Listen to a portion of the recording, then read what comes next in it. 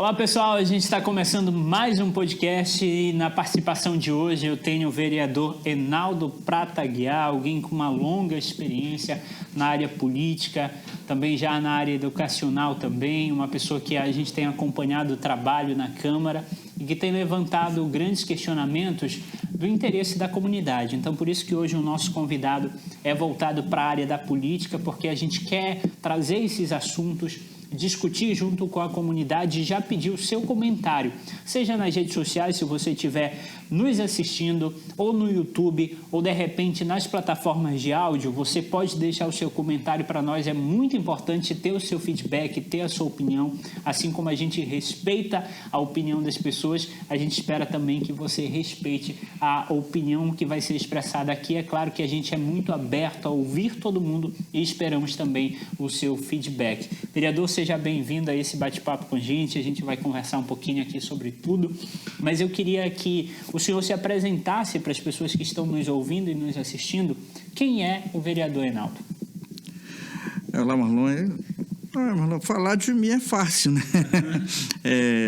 Eu sou Enaldo, estou vereador, sou servidor público de carreira do município, né, concursado desde 2005 e estou vereador, né, no meu terceiro mandato, sou professor também. Já trabalhei nas escolas Santo Agostinho, Gerson Pérez, no ensino médio. E eu estou em Breves desde 87, né? Não nasci aqui, vim lá do Curralinho, do interior, lá do Mutuacá, e vim para cá em 87, e aí a gente aqui estudamos, se envolvemos nas atividades de trabalho, eu trabalhei em algumas indústrias madeireiras.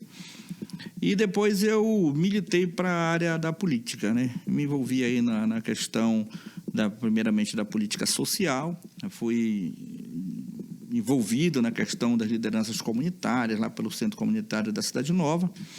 E fizemos um trabalho ao longo de alguns anos. Depois eu fui convidado a participar do governo do prefeito Luiz Rebelo de 2001 a 2008. Integrei a sua equipe, fiz parte do governo, colaborei, e em 2008 eu me elegi a primeira vez vereador. Fui vereador durante 4 anos. Em 2012 fui candidato à reeleição, mas não alcancei a reeleição naquele momento. Fiquei fora. Depois estive na gerência regional do Detran, do Marajó de Breve, né, nessa Ciretran daqui, e fiquei lá até 2016. Em 2016 me licenciei novamente para ser candidato, consegui me eleger e me elegi novamente em 2020. Sempre na questão de defender aquilo que eu acredito, sabe, Marlon? Eu acredito que a gente pode construir uma sociedade mais justa, né? A gente pode construir um governo mais preocupado com a população e que a gente pode fazer com que a política pública atenda o mínimo necessário da demanda da sociedade. E a gente sabe o quanto ainda somos devedores disso, não só em Breves, mas em toda a região do Marajó e no Brasil como um todo. Mas a gente acredita nisso. Sempre pautei o meu discurso, né, pela minha filosofia, naquilo que eu acredito. Minha filosofia de vida, eu acredito que a gente possa ser melhor do que aqueles que já nos antecederam, respeitando a história de todos, né? Eles fizeram a sua parte e a gente pode fazer cada vez melhor. Então, eu acredito que nós vivemos um momento ímpar, né, na sociedade, o século da informação, o século da tecnologia, o século dos avanços tecnológicos, e a gente precisa estar muito antenado para isso, né? Desde o ponto de vista lá de dentro de casa, né, do que acontece, até o que está externo a isso e até externo às nossas vontades, aos nossos desejos. Vereador, o senhor hoje é um dos poucos vereadores que não fazem parte da base governista, né? A gente consegue contar até dedos. Hoje, como é que o senhor avalia o governo? O que é que o senhor acredita que poderia melhorar para a população ter um impacto positivo?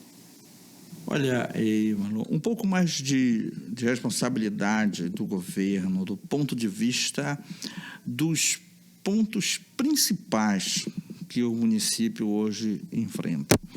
A gente temos aí uma demanda enorme na área econômica, nossa mão de obra economicamente ativa está aí largada, a gente não tem um projeto de governo para que a gente possa gerar emprego para a população. Dizer que hoje nós temos aí mais da metade da mão de obra economicamente ativa do município de Breves, ou na informalidade ou sem nenhum tipo de renda, né? Uma boa parte da informalidade garantem uma refeição, às vezes, e às vezes não consegue garantir nenhuma refeição por dia para a sua família. Então, o que me entristece é nós não termos um planejamento, né, e eu venho dizendo isso desde o meu primeiro mandato. O município, o governo... Não, eu recebi hoje 10 mil desempregados no município de Breves, mas daqui a 4 anos eu vou entregar esse município com 1.000. Nós não temos essa meta. Então, nós temos, mais uma vez, com o governo que não tem um planejamento para o desenvolvimento econômico e social do município. Além do mais, dessas questões, nós temos aí um atraso gigantesco na área educacional, né? Estamos aí a cada ano, a gente vem decaindo, tanto as nossas notas do IDEB, elas são baixíssimas. Indica até o IDH. Em 2009, nós tínhamos aproximadamente 1 ponto. 2008, 2009, nós vimos trabalhando com 1 ponto acima da meta. Para 2020, 2021 agora, nós estamos 1 ponto abaixo da meta desses anos. Então, mostra de que a educação está mal gerida, está mal conduzida pelos gestores que estão aí na frente do trabalho. E aí a gente tem uma série de fatores positivos, né? Se nós tivemos, a partir de 98, a possibilidade de um crescimento maior em relação à graduação dos nossos professores, e chegamos a ter aí hoje... talvez não tenha 100% da rede, porque existe uma politicagem e acaba contratando aqueles que ainda não são graduados. Mas só que nós temos no município de Breves um número suficiente para nós não termos nenhum professor que não seja graduado. Então, toda essa formação, muitos especialistas, alguns mestres, né, até doutores que estão hoje na rede municipal, isso não é só suficiente para representar ou para melhorar esse índice, não está sendo. Por que não está sendo? Porque não são essas pessoas que estão gerindo ou planejando a educação. Dependem da gestão. E a gestão não vem contribuindo para que essas pessoas coloquem em prática tudo aquilo que aprenderam, tudo aquilo que buscaram de conhecimento para devolver para a sociedade, né? E nós somos devedores disso. E talvez nenhum dos gestores de educação até o momento, os últimos e hoje atual, não esteja nem antenado para essa questão. Olha, eu tenho uma pessoa extremamente capacitada para isso, e ela talvez não está sendo utilizada por uma questão política, por um pensamento ideológico, por o que quer que seja, e eu digo assim que é muito triste a gente ver essa questão acontecer. E aí a gente acaba não avançando.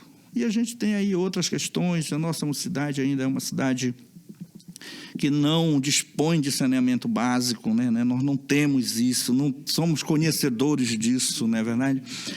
Negamos isso a 100% da população. Ainda somos um município bastante prejudicado na questão da saúde, apesar de nós termos avançado com o hospital regional, com algumas unidades básicas pelos bairros, mas aí falta o profissional, aí falta a estrutura de medicamento, falta uma rede integrada para que a pessoa que consulte hoje com o médico saiba quando vai fazer seu exame e saber quando ela vai retornar para o médico, para que ela possa ter o seu diagnóstico fechado e que possa fazer o tratamento com qualidade. Enquanto a gente não tiver essa questão, a gente vai estar sempre tendo a emergência da unidade de pronto atendimento cheia, não é verdade? Os leitos hospitalares lotados, com dificuldade da gente conseguir, às vezes, um leito para internação simples. Então, por que isso está acontecendo? Porque a nossa base, né? A nossa base, ela não está articulada, ela não está funcionando. Nós temos que ver essa questão. Então, o governo, nesse momento, ele não apresentou ainda, nesse 1 ano que já passou, e nós estamos no 2º ano, não apresentou um planejamento para equacionar esses problemas, tanto da saúde, quanto da educação, quanto do saneamento básico, enfim, de outras questões, e principalmente da economia. Nós não temos nenhum conhecimento de nenhum plano que esteja sendo voltado para equacionar esses problemas. Nós temos algumas ações pontuais. Ações pontuais estão sendo feitas ao longo dos anos e se mostrou ineficazes. Todas que se fizeram de forma pontual se mostram ineficazes do ponto de vista da sequência. Então, eu tenho aqui hoje uma boa ação, né? Uma boa ação eu tenho hoje, mas não tenho um planejamento de dar sequência nessa boa ação. Então, ela se acaba na boa ação e o resultado só foi aquele instantâneo, não teve um segmento disso. E é por isso que a gente lança essa questão. Nós perdemos, no colapso do setor madeireiro, 5.500 empregos diretos, praticamente na região, e até hoje não conseguimos recuperar. Sim. Não conseguimos recuperar. E aí, por conta que o nosso comércio local, você vai na frente da nossa cidade, na área comercial de Breves, é um movimento grande, lojas chegando e tal, a gente conta com algumas questões, né? Primeiro, a localização da cidade de Breves, né? Do ponto de vista dessa região do Marajó, de florestas aqui, nós estamos localizados num ponto, vamos dizer assim, privilegiado. Segundo, os serviços públicos de esfera federal, estadual, eles se implantaram em breve, serviço bancário, o advento do hospital regional, a própria Caixa Econômica, o Banco do Brasil, que já é um pouco mais antigo. Enfim, essas estruturas de serviços, elas conseguiram fazer com que fossem atrativos para que pessoas, tanto da zona rural de Breves quanto de outros municípios vizinhos, tivessem aqui o seu negócio, né? Tivesse que passar por Breves para fazer o seu serviço, para buscar a sua estrutura. Então, isso faz com que a gente tenha um mercado promissor, né? Movimentado, mas isso é muito pouco, né? No ponto de vista, nós tivemos aí, por conta dessa estrutura, praticamente a região, a concentração dos pagamentos de auxílios, de bolsas sociais do governo, acaba que Breves recebe essa demanda também, o seguro-defeso. Então, praticamente vem para cá, e essas questões mais sociais do governo federal, acaba que traz esse movimento para o comércio local. A gente agradece. Alguns municípios ainda, as próprias prefeituras ainda fazem o seu serviço bancário, ainda utilizam essa rede local. Então, a gente percebe que nós temos mais ou menos nessa questão. Mas, do ponto de vista da geração daquele emprego de carteira assinada, formal, a gente está muito distante porque não conseguimos gerar. Mesmo com tudo isso, Marlon, os empregos gerados no nosso setor comercial, eles ainda são muito, muito pequenos, com baixos salários, até porque o empresário também não dá para contratar um monte de gente com salários elevados, porque o movimento também ele vamos dizer assim, oscilante. Ele é oscilante, ele é um período do mês, numa determinada data em diante ele começa a fracassar, então ele não tem como manter uma regra nessa questão. Então, a gente passa por essas dificuldades hoje, né, por falta talvez de um planejamento melhor, né, por falta de uma gestão dentro dessa questão. E o que é que nós precisamos? Nós precisamos dialogar mais, né, conversar mais, planejar mais. Nós somos autossuficientes na produção do açaí no período da safra e somos dependentes demais dos outros lugares, dos outros municípios, quando o nosso processo de safra termina, aqueles 3, 4 meses ali do auge. Então, nós estamos precisando disso. E como nós começamos a falar em açaí, nós começamos a falar em 20 anos atrás. E até hoje a gente não conseguiu chegar nessa política de eficácia. Então, hoje, nós somos consumidores do produto vindo hoje, nesse período de Macapá, de Gurupá, da Divisa, de Afuá, e de Anajás e outras regiões. E daqui a pouco, o nosso produto, quando a nossa safra entra, uma boa parte dela é desperdiçada, porque nós não estamos preparados nem para produzir num período maior, como nós não estamos preparados para dar vazão à produção do nosso ribeirinho naquele auge da produção. Então, ainda se perde muito o produto, se perde riqueza, se perde dinheiro. Uma outra questão é que o município não tem esses dados efetivos de qual é a nossa produção, né? Para que a gente possa até atrair investidores, investimentos para melhorar isso. Olha, eu posso melhorar isso. Eu, com recurso, eu posso entrar, eu posso melhorar isso. Então, nós precisamos nos preparar para o crescimento, nós não estamos nos preparando. Não estamos preparando. E, do outro ponto de vista, nós temos aí uma série de outras questões que não estamos falando aqui do produto açaí, uma cadeia, né, na questão do açaí, e nós temos uma série de outros produtos da floresta que podem nos render bons recursos e pode também nos deixar muito bem na foto, do ponto de vista da preservação da floresta, da preservação do meio ambiente e ganhar dinheiro em cima disso. Então, só que nós ainda não tivemos, dentro dos governos que vêm se sucedendo, e mais esse, que está também, assim como eu, na sua terceira oportunidade, não se tem essa visão, né? O prefeito Cearão, sua equipe, não tem essa visão de que nós temos que buscar juntos um desenvolvimento sustentável para a região, gerando emprego, gerando renda, mudando a realidade socioeconômica da nossa população. E, como eu disse no começo, para que daqui a 10 anos eu possa dizer, olha, em 10 anos nós transformamos a realidade de uma região carente, de um município pobre, para uma população, se não rica, mas de um ponto de vista socioeconômico melhorado, né, onde as pessoas possam garantir, no mínimo, as suas 3 refeições por dia, que possam ter água potável, que possa ter um destino para o esgoto da cidade, né, que a gente possa ter essa questão. Só que, para isso, nós temos que fazer um planejamento, um bom projeto para que a gente possa vender.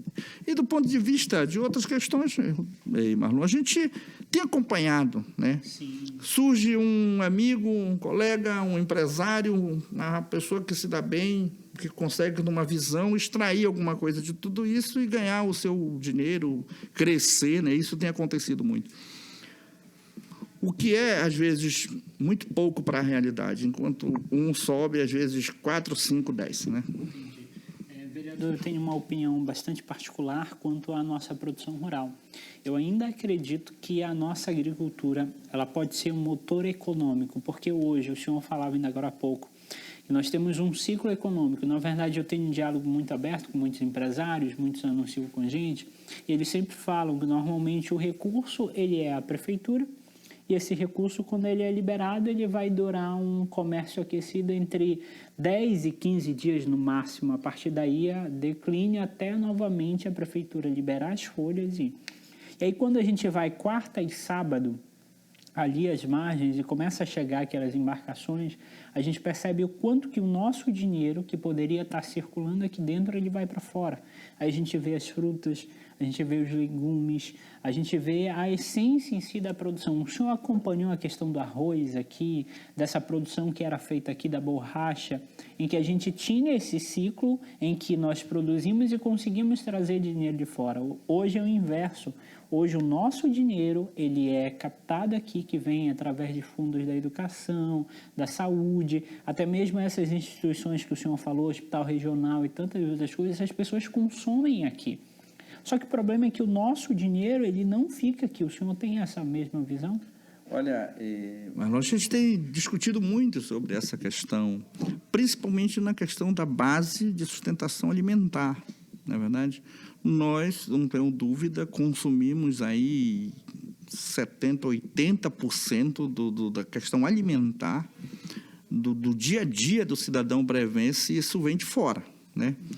Hortaliça, frutas, legumes, farinha de mandioca, frango, a carne. Negocia 10 mil caixas de vez, né? Então, a gente tem aqui aproximadamente 12 mil frangos, praticamente, né, diário. Esses são alguns dados que não são nem oficiais, são de pessoas que buscam estar se sustentando em relação a isso, porque, como eu te falo, a gente não tem essa base ou essa preocupação para ter uma base de informação dentro da rede municipal.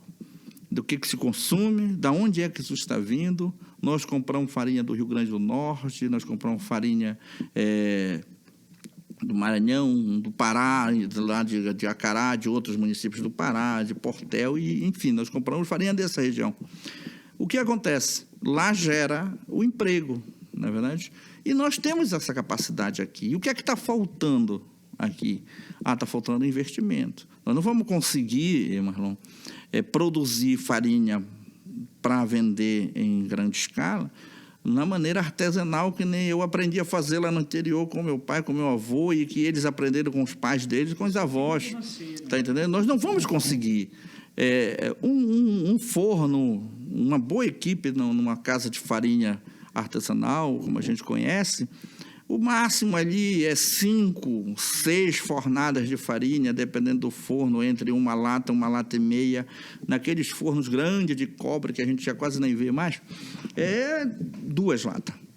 E como é que tu vais conseguir produzir farinha para te colocar no mercado, para te ser competitivo, quando as outras regiões estão com uma fábrica onde você não passa mais um dia todo para descascar a mandioca, ela é triturada, ela é lavada pela máquina, ela é beneficiada, enfim, até a torragem, o forno é elétrico, você não fica lá mexendo no rodo e tal. Então, esse tipo de investimento que nós não, ao longo desses anos, não conseguimos implantar em breve, né? Porque talvez se nós tivéssemos aqui 2 casas de farinha industriais, mecanizada, tudo bonitinho, padronizada, a gente pudesse comprar a matéria-prima, produzir isso, esse cidadão ganhava mais por conta de que ele não iria ter muito trabalho para isso, ele poderia produzir mais mandioca para vender mais, e aqui a fábrica daria a conta normal de produzir. Então, uma outra questão é essa questão do frango. Nós somos consumidores demais do frango e não produzimos nem 5% para consumir aqui. Compramos, às vezes recebemos aqui até carreta vindo de Chapecó, né, de estado do Paraná, de outras regiões, de outros centros, né? E a gente está aqui, consumindo todo dia, em todos os lugares, né? Da baiuquinha lá do bairro, que vende lá aos grandes supermercados. É aqueles que vendem no atacado por caixa, aqueles que vendem por unidade, aqueles que vendem por peso. Então, a gente tem essa questão. Mas nós não vamos conseguir. Falando da farinha, do açaí, dessas questões básicas, como o cheiro verde e outras, para a questão do frango, nós não vamos conseguir isso se o poder público não for parceiro do investidor privado.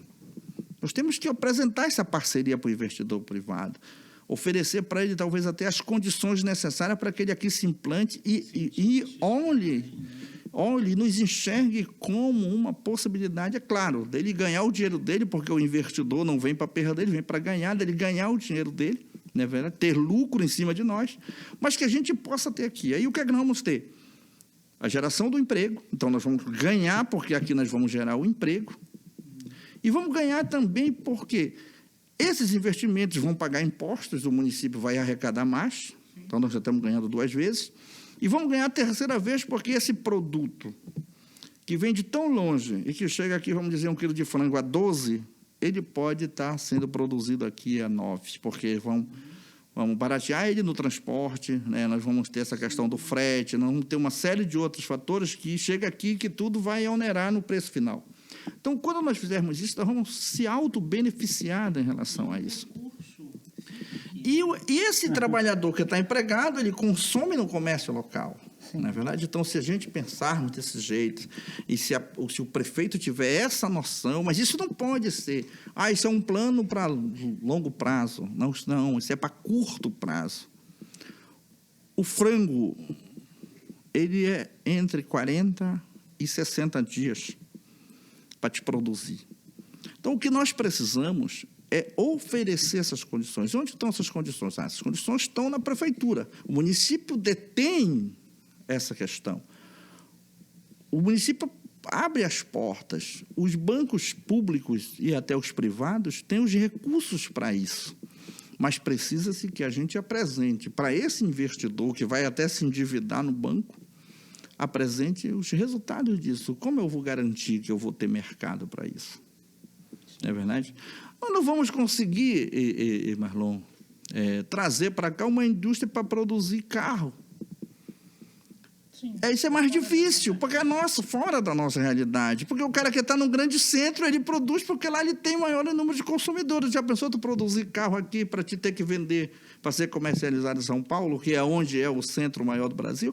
Então, nós temos que trabalhar com a nossa realidade. Mas dá para trazer uma empresa para produzir motor de rabeta. Isso dá, não é verdade? Pelo menos para montar aqui os motores de rabeta, né, e tal. Então, isso são coisas.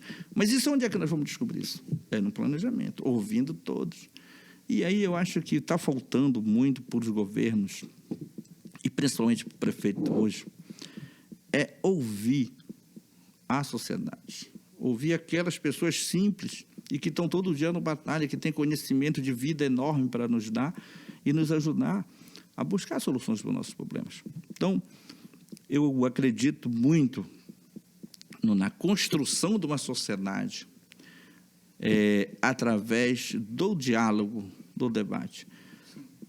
Breves hoje, assim como o Brasil vive uma polarização política entre duas vertentes, Breves hoje está dividida entre duas vertentes políticas. Infelizmente. E eu digo, e quem me conhece sabe, Marlon, politicamente falando, o pessoal diz, o Enaldo é um vereador de oposição. E eu digo sempre que eu não sou de oposição a nada. Eu sou um vereador de posicionamento. Eu me posiciono em relação a algumas questões. E tenho ajudado bastante no debate, na construção, no encaminhamento de algumas matérias do próprio governo, aquilo que eu vejo que tem coerência. Mas tenho a liberdade para aquilo que eu vejo que não tem coerência nenhuma, eu questionar, né? Eu me posicionar contrário àquela questão. Então, só que aí tu passa a ser visto como uma pessoa que atrapalha. Eu não atrapalho ninguém. Não é esse o objetivo. O objetivo é tu fazer aquilo que tu acredita, é tu buscar dentro daquela realidade, tu está entendendo? E mostrar de que o teu ponto de vista, e se tu levasse por esse lado, poderia ser melhor. Poderia atender melhor a população. E digo que eu discuto isso, converso com secretários, às vezes, quando a gente tem oportunidade, com outras pessoas, com as pessoas que nos visitam de fora, gente que pensa do mesmo jeito. Olha, se nós fizermos por aqui, nós vamos conhecer melhor. Então, eu penso que Breves é uma cidade muito próspera, é um município muito importante para o Pará, Sim. Tá?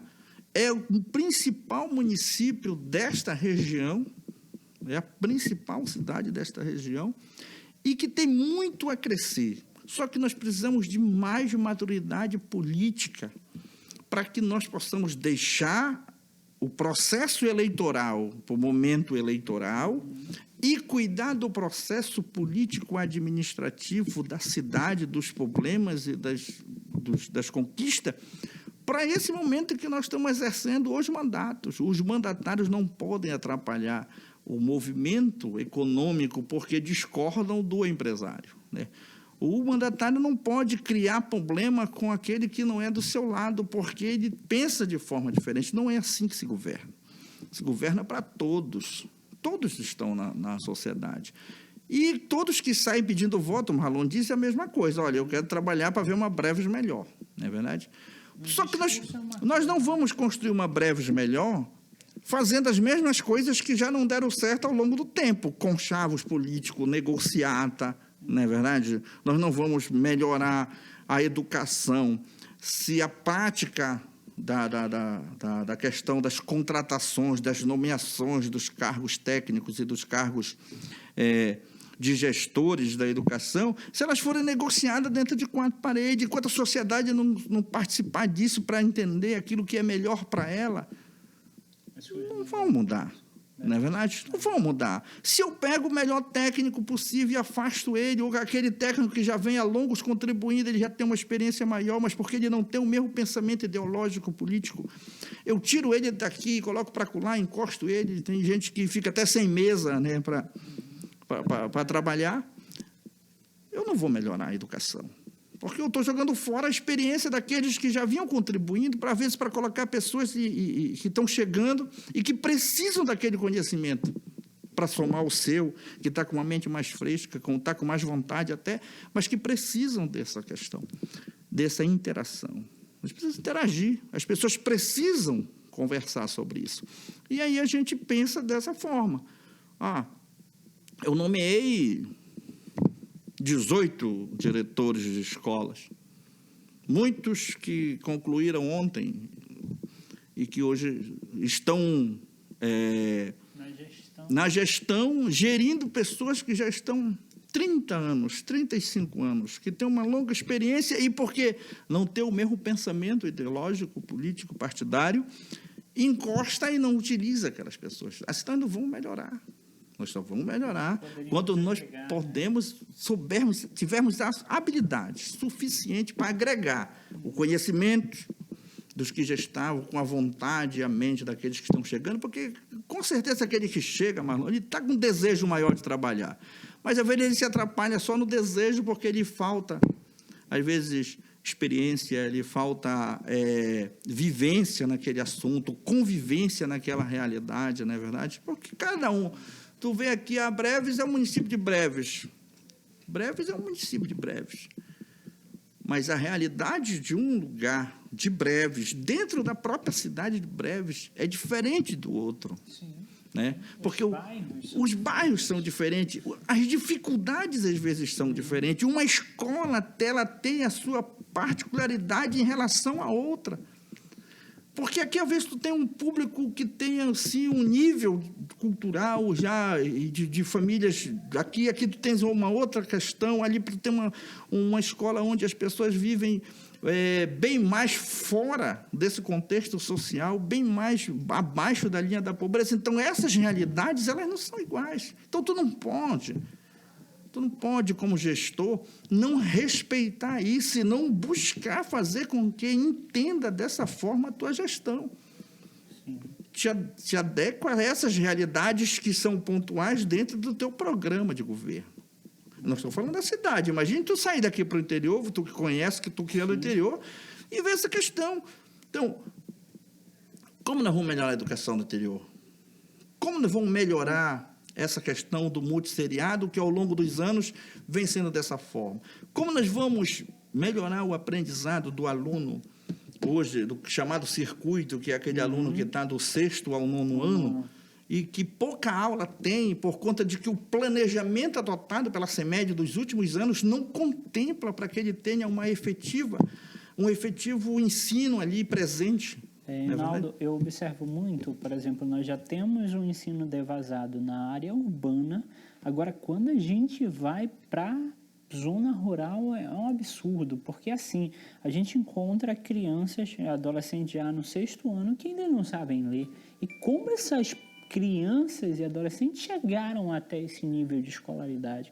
Quem foram as pessoas que acompanharam esse processo e fizeram uma pessoa subir de nível assim? E aí a gente não culpa a criança ou adolescente, não. É falta da estrutura, é falta até mesmo de aparatos em si. Cara, eu conheço escolas que até hoje ainda funcionam com a sombra de uma árvore. Ou seja, é uma realidade muito difícil. É uma realidade difícil, Marlon. É uma realidade crua ainda nossa, né? E que ainda vamos levar algum tempo para se resolver sobre essa questão. Nós temos bons e grandes profissionais na educação, muito bons, sem as condições mínimas para desenvolver seus trabalhos. Imagine que um professor de circuito, quando estava falando aqui, hoje ele foi, vamos dizer que ele foi destinado a cumprir uma carga horária de 45 dias na escola Rafael Maia, lá no Curumum. Aí ele cumpre lá, volta para cá. Quando ele chega aqui, não sabe para onde é que ele tem que ir. Então, esse professor, ele fica aqui e o aluno está sem aula lá e ele não vai para lá porque aqui ainda não decidiram para onde é que ele vai. E aí o tempo passa. Sim. Outra questão que nós temos ao longo do tempo, e eu espero que esse ano que nós vamos retornar, depois de 2 anos parados, vamos retornar às aulas presenciais. Eu espero que esse ano a gente possa casar o pagamento do barqueiro com a distribuição da merenda, com o pagamento do salário do professor e dos outros servidores da educação, para que a gente possa, e a discussão do combustível, para que todos cheguem no mesmo dia, no retorno. E aí eu abro um parêntese, que o vereador Reinaldo fez esse questionamento, que aí, quando o professor vem receber, fica o dia sem aula lá, às vezes até mais, dependendo da distância. Aí depois o professor chega para dar aula e libera o pagamento do barqueiro. Aí o barqueiro vem para a cidade, às vezes chega aqui, eu já acompanhei situações do barqueiro chegar aqui numa segunda-feira e só ter a liberação do combustível na sexta. Aí, como ele não tem combustível para estar indo e voltando, ele fica e espera. Aí, esses dias, os alunos de lá já estão sem o transporte escolar, vai prejudicando. Aí chega o dia da merendeira receber. Então, o questionamento que o vereador Reinaldo está fazendo é um ciclo que acaba prejudicando em vários momentos durante o mês, não é isso? É exatamente. O que chega, às vezes, Marlon, dos 22 dias letivos no mês, ali tem 8 dias aproveitados, 10 dias aproveitados. É culpa do servidor? Não. Foi culpa de um calendário mal elaborado, né, em que não organizou para que eles saíssem junto e eles retornassem junto, para que tivesse esse aproveitamento. Eu digo que é dolorido para a gente isso, sem contar a realidade, às vezes, que a maioria dos profissionais passam, que é de deixar, às vezes, a sua família aqui, que é de morar na casa de alguém lá, né, de que o costume dele o costume para onde ele está indo é outro daquela família, e ele tem que tentar se adequar aqui.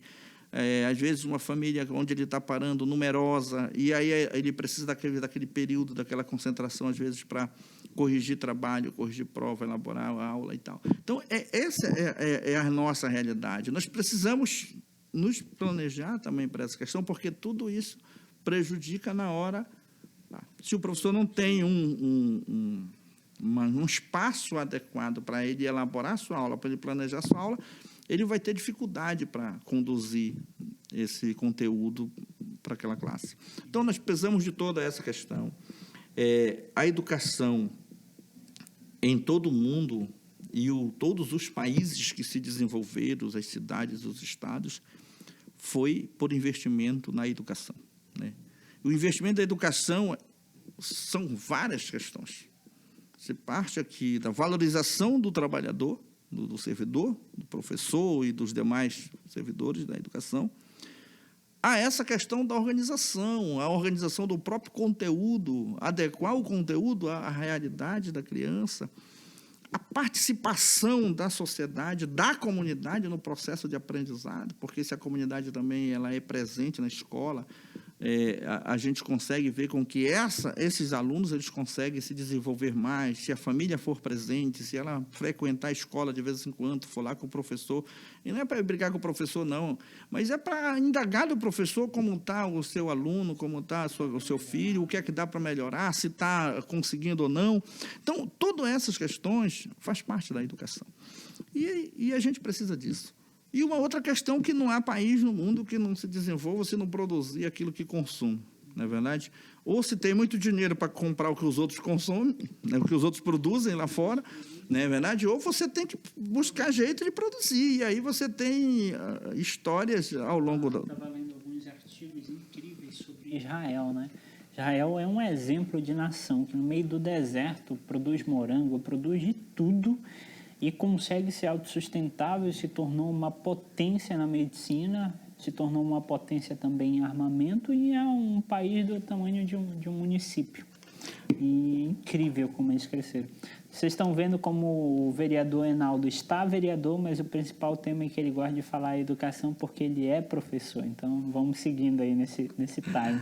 Reinaldo, partindo agora para a área do parlamento, para a Câmara de Vereadores de Breves, eu acho que atualmente eu sou a pessoa que mais acompanha as sessões na Câmara e eu gosto mesmo.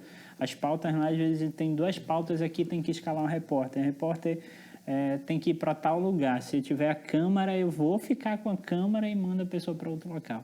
Eu gosto muito da Câmara e eu gosto muito de aprender. Então, eu aprendi até um termo que é um pouco engraçado para as pessoas aqui. É um termo que eu ainda não tinha ouvido e que eu ouvi saindo da sua boca, que foi um veto tucupi. E aí eu não sabia o que era o veto Tucupi, mas depois você pode até explicar. Mas hoje, na sua opinião, o que é que a Câmara de Vereadores poderia melhorar para ajudar a gestão e principalmente ajudar a comunidade?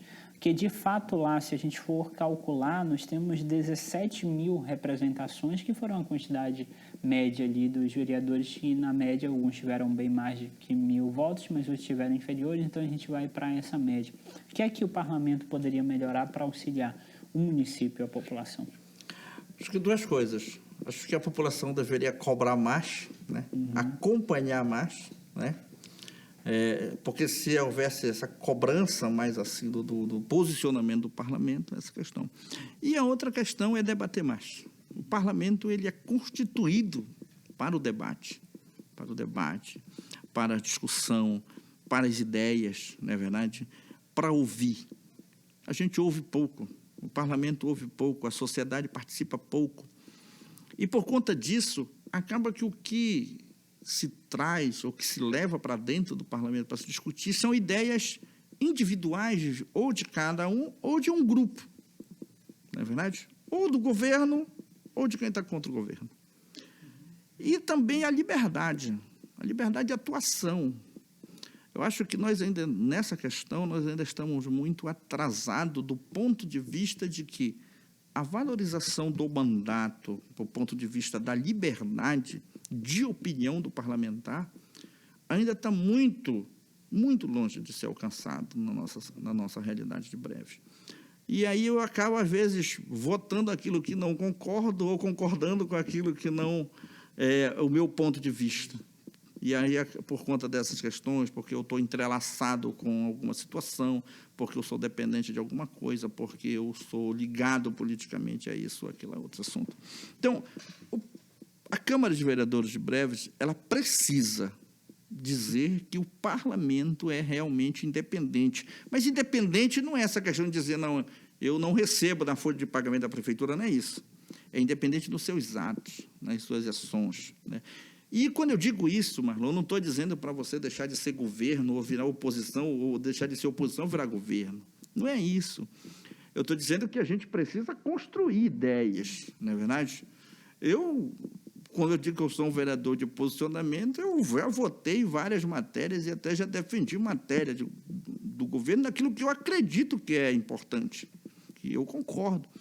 Como me posiciono contrário a essa questão do voto Tucupi, foi uma expressão que eu usei no projeto de lei, acho que era do vereador Teni, que definia a prática de exercício físico, o funcionamento de academias e de outras questões ligadas a essa questão da prática do exercício físico em pandemia como um serviço essencial. E aí o prefeito Serão, ele, com a sua equipe técnica, resolve dizer que isso não é essencial, contrariando, Teni, Marlon, toda uma questão de estudos científicos que dizem que a prática do exercício físico ela é fundamental para você manter uma vida saudável. E o projeto do colega lá, ele não diria nada em contrariar as normas sanitárias, eles apenas diriam, olha, isso é essencial, adequando-se às normas sanitárias do momento pandêmico, ele pode funcionar normalmente. Quais as normas? Quem é que edita as normas sanitárias? Isso foi decisão do Supremo Tribunal Federal. São estados e municípios, são os poderes executivos desses dois entes federados que editam as normas, né? Então, se o prefeito aqui editar um decreto e dizer, olha, as academias podem funcionar apenas com 10% de sua capacidade, ela só vai funcionar com 10% da capacidade. E o projeto do vereador Teni, ele exatamente dizia, olha, mantém a academia aberta, mas com 10% da capacidade, conforme tiver o decreto da prefeitura, é 10%, é 30%, é 50%. Assim como o comércio, assim como outras questões, foi assim a questão das igrejas no projeto do vereador Piraca, por incrível que pareça, fui relator desses dois projetos na Comissão de Justiça. E do projeto do vereador Teni, eu fiz o estudo todo, vários municípios do Brasil inteiro, né, aprovaram de que as atividades físicas, né? Tem recomendação médica. Médica. E foi dito desde o começo da pandemia, Dani, que quem tivesse práticas de exercício físico teria um impacto menor, não é verdade? Teria um impacto menor.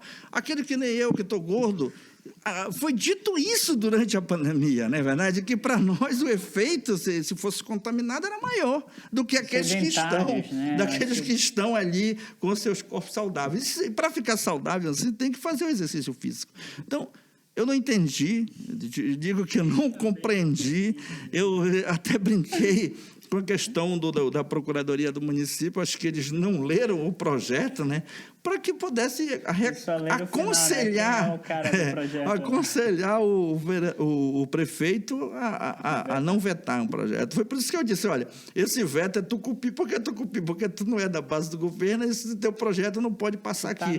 E não tinha, porque não tem um argumento lógico para essa questão. Então, a gente tem tido alguns posicionamentos, tirados alguns embates, sabe, Marlon, em relação não só a essa questão.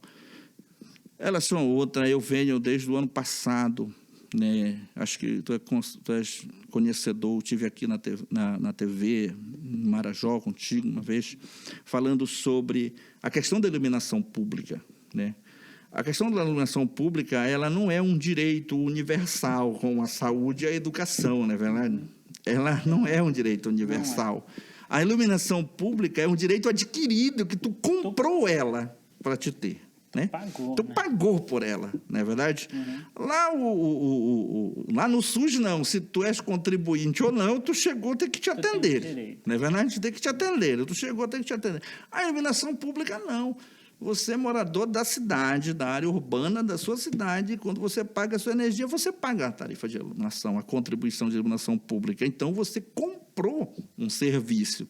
E o que estão lhe fazendo é negando ele. E se você andar na cidade hoje, você ainda vai ver, eu acredito, de que cada 10 postes você vai ver 6, 7 no escuro. E a gente vem numa luta tremenda em relação a isso. E a gente percebe, e aí, Marlon, a gente percebe de que essa não é uma falta de recurso, porque o recurso, ele vai. Já tem. Eu fiz uma solicitação, tanto à Prefeitura, quanto à Equatorial Energia, em setembro do ano passado.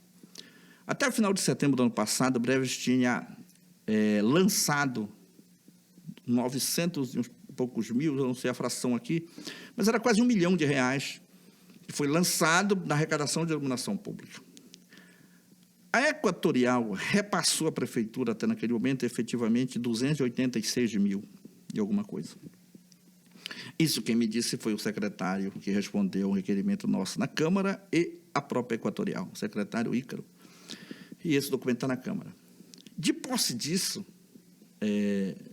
para a gente não dizer assim, eu apresentei um projeto de lei, mudando o artigo 272, se não me falha a memória, do Código Tributário Municipal, alterando ele, reduzindo a taxa, que é de 5%, era de 5% sobre o teu consumo da tua energia, sobre a tua tarifa lá, para 2,5%, ou seja, em 50% da taxa da contribuição de iluminação pública que o cidadão paga. E qual foi o meu argumento? Dizer que nós não estamos precisando, que a taxa está muito alta, isso está onerando a folha, o talão de energia do contribuinte lá, e o município não está honrando com essa arrecadação. Haja vista que está aqui o resultado disso. Então, fora aprovado em dezembro, acho que dia 17 ou de dezembro, eu acredito, por aí assim, e foi sancionado agora em janeiro pelo prefeito. Eu acredito que nos próximos meses, aí, talvez março, talvez abril, o prefeito deve comunicar à Equatorial. E essa redução da contribuição da iluminação pública já deve vir nos próximos talões de energia dos consumidores de Breves. O que isso vai mudar? Tem pessoas que pagam 100 e poucos de iluminação pública. Aqui no nosso prédio, da último talão, eu estava olhando lá, é 180. Pois é, então a gente está propondo a reduzir isso pelo menos pela metade, né? Ou seja, aqui para o prédio talvez não vá fazer muita diferença, mas pensa naquele cidadão que paga ali 80, que vai pagar 40, esses 20, 40 reais para ele, na casa dele, são mais 3, 4 litros de açaí que ele vai tomar. Vereador, mas o que me chama muito a atenção na conta de energia, e é um assunto do interesse da população, não só aqui de Breves, mas de todo o Marajó, é o ICMS. Nós pagamos aqui 1.200 e uma fração de ICMS sobre a nossa conta de energia. Isso daí a gente sabe que é uma discussão de nível estadual, que já iria para a esfera dos deputados. Se eu não me engano, o ICMS é para o Estado, né?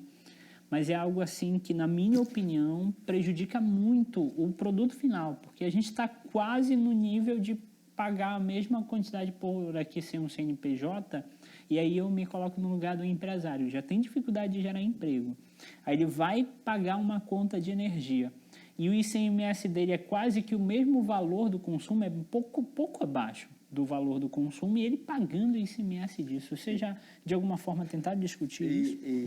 Essa questão do ICMS do Estado do Pará, primeiro que ele é desleal, porque se tu fosse pegar lá o teu papel de energia lá, R$1.000, aí está lá os percentuais de tudo aquilo que faz. O problema é que o ICMS, ele entra quando tudo se encerra, entra o ICMS. Ele agrega. Ele é calculado. Ele, vamos dizer assim, ele tarifa todas as outras tarifas que tu já pagou. Então, se o ICMS, tipo a iluminação pública. Se o ICMS fosse cobrado só em cima do teu consumo, bacana. Mas aí no teu papel de energia vem lá PIS, COFINS, PASEP, iluminação pública, uma série de outras questões, juntando tudo isso, o bandeiramento amarelo, o bandeiramento vermelho, quando nós estamos vivendo essa fase. Quando tu junta tudo isso, dá um valor.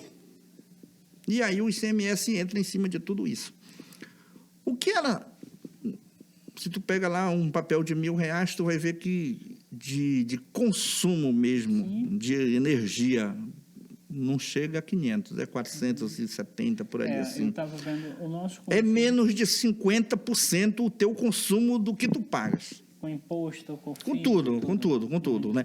A parte das tarifas que tu paga no teu papel de energia é 60% praticamente maior do que o consumo. Então, um papel de R$1.000 aí é 400 e pouco que realmente tu consumiu, o resto tudo foi tarifa embutida em cima dessa questão. Foi imposto, foi taxa, foi contribuição, foi aquilo que é a questão. Então, o Estado deveria buscar essa discussão. O meu projeto de lei, que mudou esse cálculo no município da iluminação pública, ele, do ponto de vista constitucional, ele não poderia ser proposto por um vereador, porque ele mexe na questão tributária, e aí ele reduz tributo, taxa, contribuição. O município vai deixar de arrecadar, só pelo executivo. Mas eu acho que o executivo ele achou que ia ficar numa saia justa vetando um projeto desse, e ele acabou acatando. Essa questão do ICMS do Estado, o governo do Estado já deveria ter feito esse recálculo na energia e na questão do combustível. É muito alto, né? Muito alto. 30% praticamente, quando você junta em cima do que eu te falei, vai a 35%. É o que tu paga de imposto em relação a isso, quando tu percebe de que tu está pagando o ICMS em cima das outras taxas que já foram embutidas no teu consumo. Então, deveria se pensar melhor nessa questão. E aí reduzir. Só que é uma questão de que tu mexe numa fonte arrecadadora do Estado como o nosso gigantesca, que talvez o ICMS represente aí 40% do combustível, da energia elétrica, represente aí uma fatia enorme da arrecadação do Estado. Mas aí tu tem que escolher prioridade, porque isso está inviabilizando investimentos, né? Investimentos, porque está inviabilizando qualidade de vida, porque a pessoa trabalha o máximo possível para consumir o mínimo. para que ela possa ter uma energia que ela tenha condições de pagar. A gente está vivendo isso aqui breves nesse momento, que estão mudando todo o sistema elétrico de breves, né? Muita gente reclamando, principalmente a população mais carente, né? Que é um impacto gigante em relação a isso. É bem verdade que nós temos aqui uma boa parcela e assim um percentual enorme do consumo de energia que era uma energia desperdiçada, usada de forma indevida, vamos dizer assim, pelo consumidor. Mas a maneira com que a gente vai fazer esse trabalho é que hoje se questiona, não é verdade? É que hoje se questiona. Então, hoje, talvez, o Marajó em si, ele deveria ter uma política diferenciada em todas as áreas. É algo que algumas autoridades chamam de custo Marajó. Então, né? O que nós teremos que ter? Desde o percentual da arrecadação por indivíduo, população e tal, desde isso, nós deveríamos ser diferenciado a nossa questão. Porque o nosso custo ele é sempre 2 vezes o custo dos outros e das outras regiões. Então, nós deveríamos receber essa. E é também essa questão. Eu já discuti com alguns deputados, inclusive com um deputado que foi candidato a governador, eu discuti com ele sobre essa questão do transporte, do nosso transporte fluvial, que faz a linha para Belém, para a capital. Eu discuti com ele. Um dia, no gabinete dele, estava ainda... O deputado não era candidato a governador, mas estava pretendendo a ser. Um dia eu falei para ele, planeje dentro do seu plano de governo reduzir ou tirar o ICMS da passagem fluvial e do combustível do transporte para o Marajó. E exija das empresas a repassar isso no preço final da passagem. Porque se tu pega um bilhete de passagem, vamos dizer, R$100 a passagem, vamos lá, 17% de ICMS. Então, se tu tivesse menos de 17%, a passagem custava 83%. Sim. Não é verdade? Aí joga aí mais, vamos dizer, 17%, que não é 27%. Mas vamos dizer 17% do combustível. Sim. Né? Daria 34%. Então, a tua passagem de 100, ela obrigatoriamente teria que ser reduzida para o produto final ali R$ 64, R$ 65. Ou seja, estaria ajudando e muito. Por que, Marlon, eu digo isso? Se tu fores fora de Breves, Belém e outras regiões do Brasil, vão dizer que o Marajó é um potencial turístico gigantesco. Sim. Né?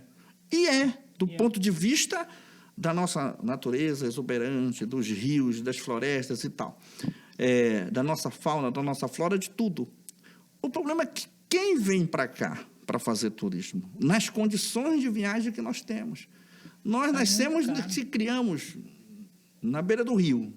Então, para nós pegar uma rede, armar num barco desse, passar 12 horas viajando, para nós não é muito problema. Sim. Mas pega uma pessoa que nasceu em outro centro, no sul, no sudeste do país, em outras regiões, aí ele não consegue fazer isso. Mano.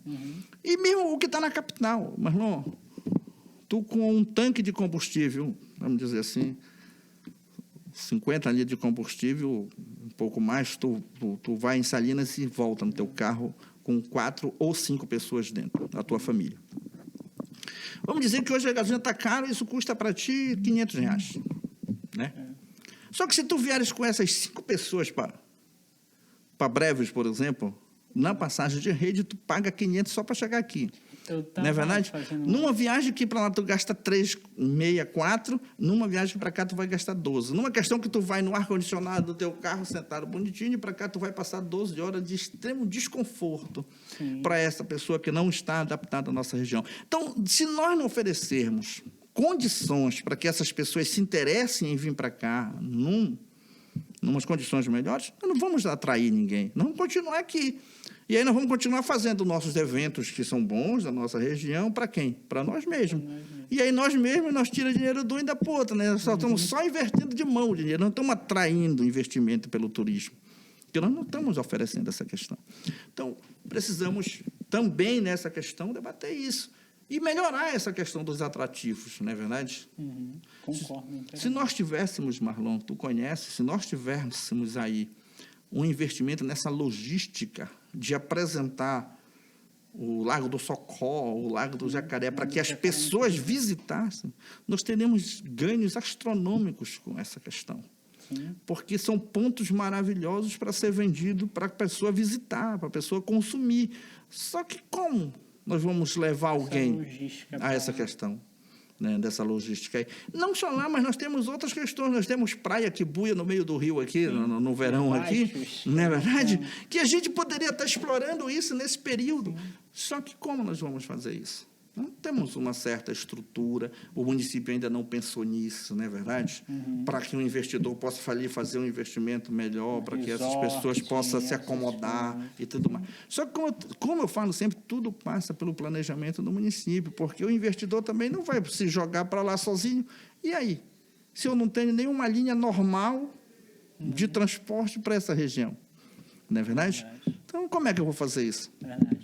Vereador, eu sempre faço uma pergunta para os meus convidados, a gente começou esse projeto recente, mas é uma pergunta que eu vou fazer para todos. E aí, para encerrar, eu queria fazer essa pergunta para o senhor.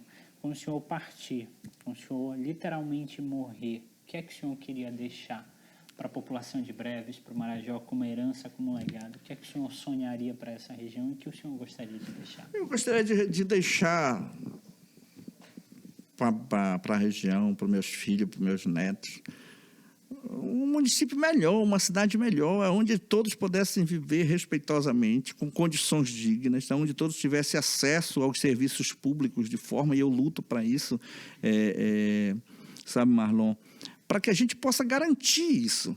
Então, de que vai valer a vida se eu vivi durante 60, 70 anos, que trabalhei e que não consegui melhorar em nada para as pessoas que vão vir depois de mim, não é verdade? Nós precisamos deixar um mundo melhor. Eu não tenho dúvida, Marlon, que meu pai lutou muito para que eu crescesse melhor do que ele, não é verdade? Que eu tivesse mais oportunidades que ele. Eu estou lutando para que meus filhos tenham mais oportunidade que eu tive. E assim vai se seguir, só que eu não posso olhar só para isso. Eu tenho que olhar num contexto, não é verdade? Contexto de consciência ou de conscientização da sociedade para que todos possam evoluir de forma que todos possam viver melhor. Eu digo assim, essas 2 semanas que se discutiu muito a questão da educação em relação ao pagamento de piso e tal. Lá em 70, 80, um professor que dava aula pelo nosso interior aqui, ele ganhava ali meio salário, 1 salário, quando ganhava, não é verdade? Mas as coisas foram mudando. A Constituição de 88 veio trazer algumas garantias, e depois os desdobramentos constitucionais que vieram pelas leis ordinárias e leis complementares, eles vieram garantir mais direito, não é verdade? Meu amigo, e um professor lutou a vida, a família se sacrificou tanto para educar, para que ele chegasse no final de uma carreira, e aí lhe negam um direito que ele foi conquistado, talvez não por ele, mas por N outras pessoas que lutaram. E aí, às vezes, ainda está no Brasil isso, em várias cidades aqui, o prefeito já mudou de ideia, mas em Belém ainda está, e eu estava vendo ontem de Abaetetuba, se não me falha a memória, alguns prefeitos ainda se negando a cumprir uma legislação que foi construída com muita luta ao longo de muito tempo, por uma categoria que é grande e que não é tão unida como a gente acha que é, e de pessoas tão importantes para a construção de uma sociedade. Quando eu nego isso, aí eu estou negando a deixar uma cidade melhor, um município melhor. E quando eu pego o recurso da educação e uso disso para outras finalidades, é muito pior, não é verdade? Aí eu não quero realmente. Eu, essa semana, ontem eu apresentei um pedido de CPI na Câmara de Breves, baseado numa denúncia muito grave que fez o Conselho do Fundeb, que é de pagamentos indevidos para pessoas. Não estou questionando A, B ou C a pessoa, não é essa a questão. Mas é que se nós dermos vazão ao recurso desse jeito, nós não vamos melhorar a educação. Então, segundo um estudo feito pelo Conselho, a gente teve em 2021 2,5 milhões de recurso pago indevidamente a algumas pessoas. Pô, se eu estou pagando 2,5 milhões indevido a algumas pessoas, esses 2,5 milhões daria para ter arrumado muitas escolas, não é verdade? Muitas escolas. Tocar telhado, ajeitar ar-condicionado, fogão, geladeira, frigobar e tudo. Então, eu acredito que se a gente economiza nessa vazão freada do dinheiro público, a gente melhora o serviço. Sim. E eu estou com essa CPI lá, que já tem a assinatura do vereador Serafim, presidente da Câmara, do vereador Teni, do vereador Piraca e do vereador Valci. Estamos necessitando de mais uma assinatura para poder pressionar a presidência a baixar a portaria e constituir.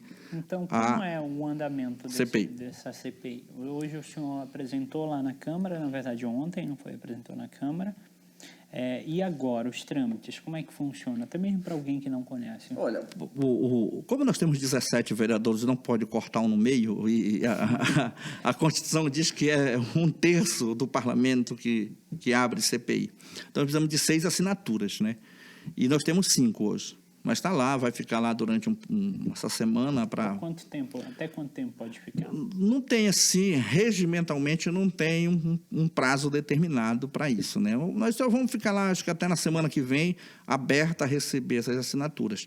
Se alguém mais estiver interessado em buscar esclarecer... A CPI é isso. É esclarecer, não é botar ninguém na cadeia, não é caçar ninguém, não é prender ninguém, não é esse o objetivo. O objetivo é esclarecer. Porque, de repente, aquela denúncia que zoou tão forte naquele momento, se tu fores, às vezes, para o detalhamento daquilo, ela pode até não ser tão grave como se foi colocada. Mas, para isso, nós precisamos. Ou pode ser pior.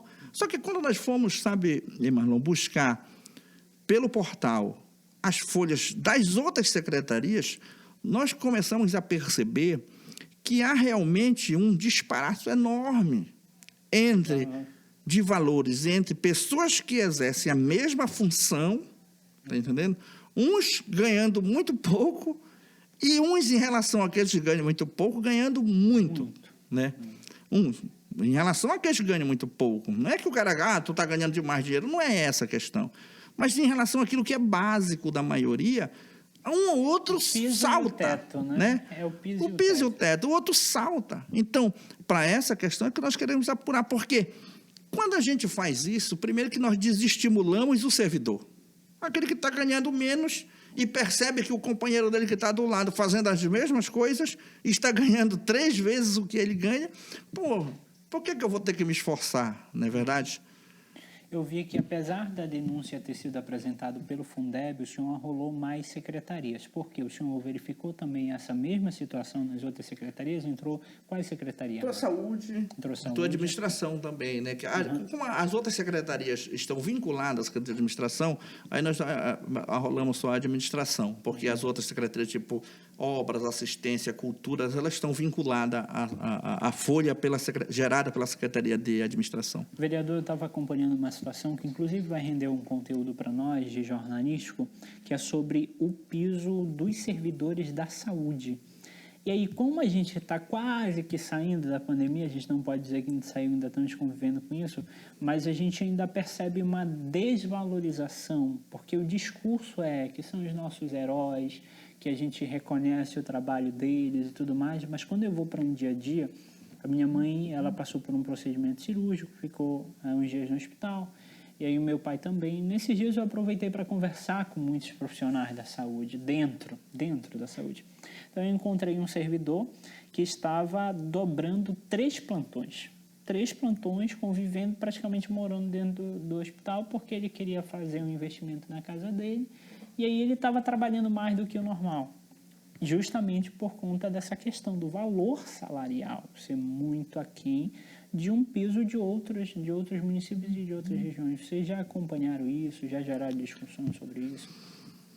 Eu já venho discutindo isso há um bom tempo. Desde que retornei à Câmara em 2017, eu apresentei requerimento para que a gente pudesse reabrir essa discussão. Em 2018.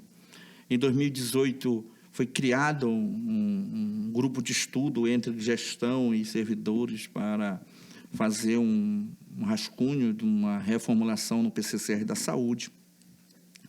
Em 2019 ele parou, em 2020 foi processo político, voltou a discussão, mas não andou, né?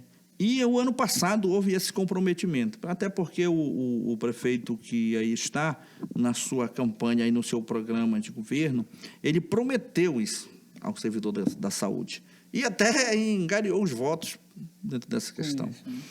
Hoje, Marlon, o salário da maioria, principalmente dos cargos mais baixos de saúde, está baseado em R$900, o que não estão ganhando isso porque no país diz que nós não podemos ganhar menos do que o salário mínimo. Então, só por isso eles estão ganhando o salário mínimo, né? Aí tem os descontos. Aí tem os descontos, tem previdência, tem pessoas que têm consignado, então a pessoa vai lá para baixo, realmente, é essa questão. Então, o que é que nós precisamos? Fazer uma correção imediata.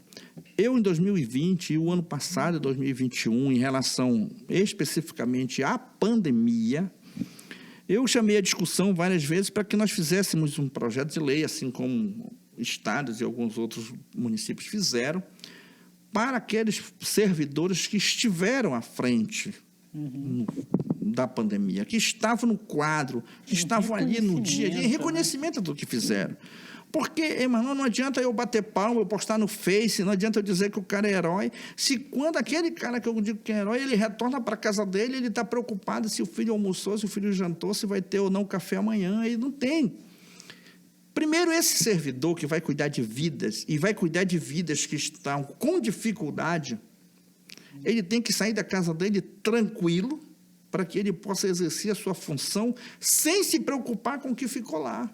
Porque aqui a única preocupação dele tem que ser o paciente que ele vai encontrar. E a gente sabe que esse servidor, um técnico, um enfermeiro, um médico, um psicólogo ou qualquer outro servidor dessa área, ele sabe que ele pode encontrar ou pode encontrar 100 problemas durante o dia. Na verdade, tem que cuidar de todos. E a todos e a cada um ele tem que dar uma atenção redobrada, conforme for o caso. Então, ele não pode estar preocupado com outra coisa. Ele tem que estar preocupado com o paciente. Mas, quando ele está ganhando o insuficiente para que ele mantenha os seus, ele não consegue se concentrar só aqui. Não. Ele vai estar com o pensamento aqui, olhando para o problema aqui do paciente que ele está cuidando, mas a cabeça dele vai estar lá nos seus, na sua família, no seu filho, no seu neto, no seu esposo, na sua esposa, vai estar lá.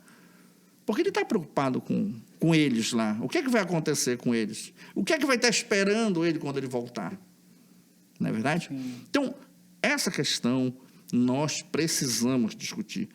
Ontem votamos, e hoje votamos segundo turno, um projeto de lei do prefeito em relação a criar alguns cargos no município, e eu até me posicionei de forma contrária à criação de cargos sem planejamento, né, em relação a essa questão. Por quê? Já vem de algum tempo dizendo que não se aumenta, não se mexe no PCCR dos servidores da saúde, de breves, porque o limite prudencial da lei de responsabilidade fiscal ela é todo consumida pela questão da educação, da folha da educação.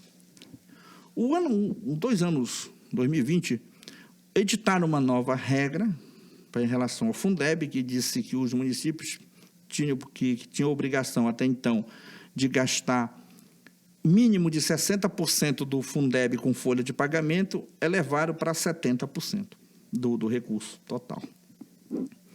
Breve já vinha gastando 78%, 80%, chegou em 2012, 2016, Breve gastava 104% do recurso do Fundeb, gastava com folha de pagamento.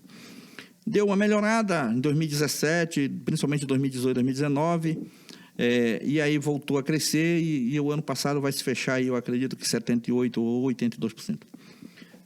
Dentro dessa questão, só que, quando tu junta todas as folhas do município, tu está consumindo isso.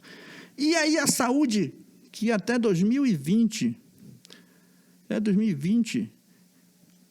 representava uma média de 43% do seu recurso com pessoal se injetava de não poder dar reajuste para o seu trabalhador, mas só que ela estava legal. Sim. Aí, quando você cria mais cargos para temporário, mais funções, que tudo vai para a folha, você está realmente voltando a prejudicar esse servidor, que já está aí desde 2012 sem nenhum tipo de reajuste, que é a questão da saúde. Desde 2012? Desde 2012. Então, não tem uma atualização de salário. A única coisa que está acontecendo é o salário mínimo. E aí nós temos aí motorista ganhando o salário mínimo, técnico de enfermagem ganhando o salário mínimo, auxiliar ganhando o salário mínimo, todo mundo ganhando o salário mínimo praticamente, né? O enfermeiro ganhando R$ 1.400, que é o piso dele. Como? Como eu vou ter um profissional que passou 5 anos numa faculdade ganhando um salário desse? Então, nós somos o município que pior paga na saúde. Sério, no Marajó? Aqui nessa nossa região, nós temos o que pior paga. Nós precisamos urgentemente mudar essa realidade, para que a gente tenha um profissional bem remunerado, para que ele possa ter uma dedicação maior a essa questão. Sim. Que ele possa cumprir a sua carga horária, que for de 12, que ele volte para a casa dele, que descanse e que volte depois de 12 ou de 24, conforme for o seu plantão. Mas que ele não possa ficar um plantão atrás do outro, porque ele chega no esgotamento físico e psicológico, que ele não vai conseguir dar um bom atendimento. Não vai conseguir dar um bom atendimento. E aí não é culpa do profissional, é culpa da gestão mesmo, né? Por conta dessa questão. Porque ele só está fazendo aquilo porque ele precisa manter a sua família. Então, são coisas, sabe, Marlon, que a gente precisa debater de forma muito clara, sem essa questão do viés político ideológico de que tu é de um lado e tu é do outro, mas numa questão de tu enfrentar o problema, olhar para ele, entender ele e dizer que ele precisa ter solução. Tu não pode olhar para o servidor como teu inimigo. O maior patrimônio de uma administração é o servidor público. Tem outro. O maior parceiro de uma gestão é o servidor público. Se ele está contente, a gestão vai ser bem vista, porque ele vai atender bem. Sim. Se ele está descontente ou se ele está sem condições de exercer as suas funções normais, ele vai atender mal. E a repercussão vai ser negativa. Então, a gente precisa... O prefeito precisa disso, a secretária precisa sentar em relação a isso e mostrar que tem interesse de melhorar as condições de vida do trabalhador da saúde. O trabalhador da saúde precisa ter essas condições, porque aí você vai se deparar ainda com outras situações, com a falta de estrutura física do local de trabalho, com a falta de estrutura de material, não é verdade? Com a falta de estrutura de material, com o enfermeiro fazendo o papel de médico, porque naquele momento lá é tudo que se tem é ele, com o técnico fazendo o papel de enfermeiro, porque naquele momento é ele, só ele que está ali para resolver o problema, então ele tem que tomar decisão. Tudo tem que contar com tudo isso. Então, além do baixo salário que você ganha, você ainda tem que fazer um trabalho de uma pessoa que teria, teoricamente, ter mais conhecimento que o seu, ou que teria ser acima de você. Porque se dá, na linguagem bem popular da nossa região, se dá uma cagada naquele problema, arrebenta com a vida daquele servidor. Sim. Não é verdade? E alguém que, da maioria das vezes, só queria ajudar, né? Só queria ajudar. Só estava lá para ajudar. E é ele que se arrebenta, não é verdade?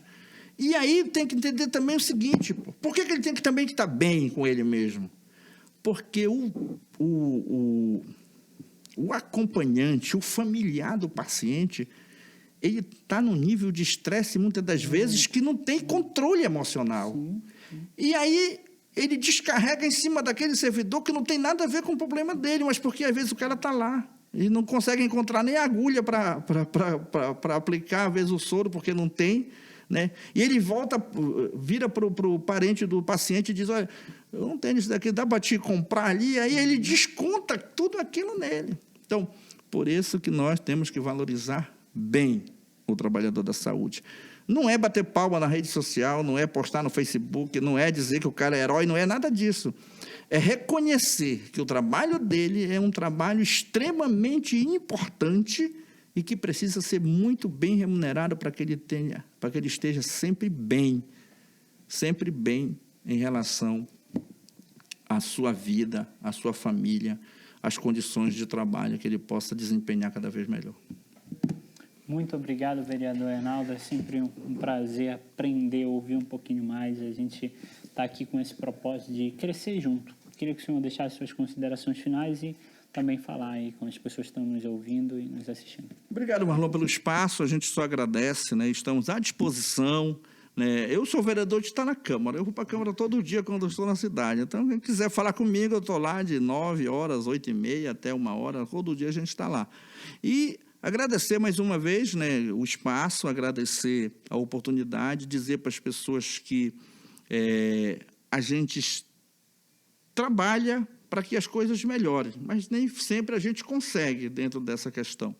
E outra coisa, a política ela não pode ser a imposição da ideia, ela tem que ser a construção das ideias em um rumo.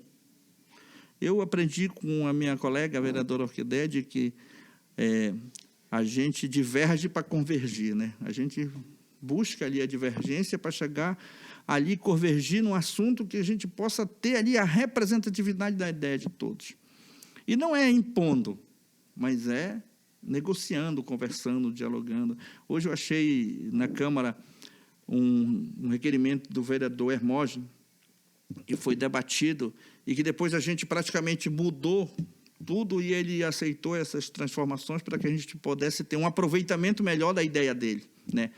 A ideia continua dele, o trabalho continua dele, mas a somatória de ideias que foram para o trabalho melhorarem muito. Eu tenho certeza que na semana que vem nós vamos ter um proveito maior em relação quando estivermos aprovando o trabalho dele e discutindo com as pessoas que a gente precisa discutir, porque esse negócio que está acontecendo na cidade hoje, em relação à fiscalização, a gente precisa ouvir as partes, né? Não é só acusar e tal. E a gente está tentando fazer esse meio termo aí na semana que vem, se Deus quiser. Obrigado, Marlon, que Deus te abençoe e que a gente possa se encontrar aí mais vezes. E eu estou à disposição de vocês. Obrigado a você que acompanhou até aqui. Semana que vem tem mais.